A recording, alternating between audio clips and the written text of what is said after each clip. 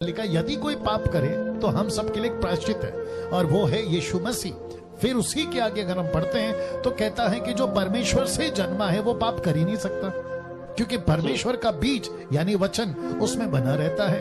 फिर हम बात करते करते यूहन्ना जो है वो कह रहा है कि यहाँ पे दो तरह के लोग हैं। बहुत ध्यान से सुनिएगा भैया और दर्शक लोग आप भी सुनिएगा। यहाँ दो तरह के लोग हैं। यूहन्ना की किताब को यानी कि फर्स्ट जॉन को लिखते वक्त में मुझे ये पता चला, क्योंकि मैं इसको 30 साल से पढ़ रहा हूँ और मैं बाइबल टीचर हूँ और बहुत बारीकी से स्टेटमेंट देता हूँ, स्टडी करता हूँ, बातों को परखता हूँ। तो मुझे पढ़ने में ये आया कि जब वो यूहन्ना लिख रहा है तो वो दो तरह के लोगों को सामना कर रहा है। एक ऐसे हैं जो बिल्कुल पाप नहीं करते और बहुत गंभीरता से मसीह जीवन जीते। दूसरे ऐसे थे जो पाप को हल्का लेते थे, बोला अरे चलता है, अरे चलता है। तो उनको समझाते समझाते वो आ रहे हैं।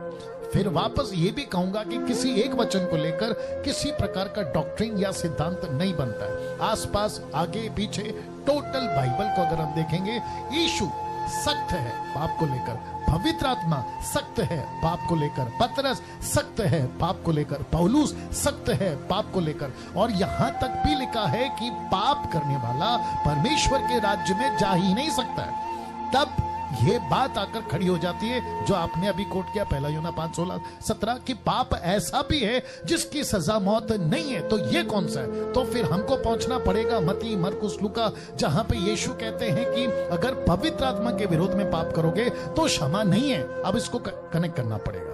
तो सबसे पहली चीज, एक मसीह जो सच्चा मसीह है वो पवित्र आत्मा के विरोध में क्यों बात करेगा? तो ये तो चैप्टर क्लोज हो गया। दूसरा, अगर एक मसीह है वो दारू क्यों पिएगा, नशा क्यों करेगा, गलत काम क्यों करेगा? क्योंकि परमेश्वर का बीज उसमें रहता है।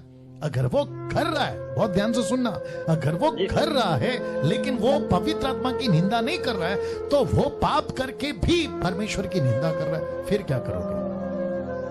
या अब आई बात समझ में? वो चोरी करके भी परमेश्वर के विरोध में, वो कहता है कि पाप ऐसा भी है जिसका फल मृत्यु नहीं है, तो इसका मतलब है कि मैं पवित्र आत्मा की निंदा नहीं करूंगा, तो इसका मतलब मुझे लाइसेंस मिल गया। किस चीज का? पाप करने का। तो मुझे बताइए, क्या लाइसेंस मिल गया है?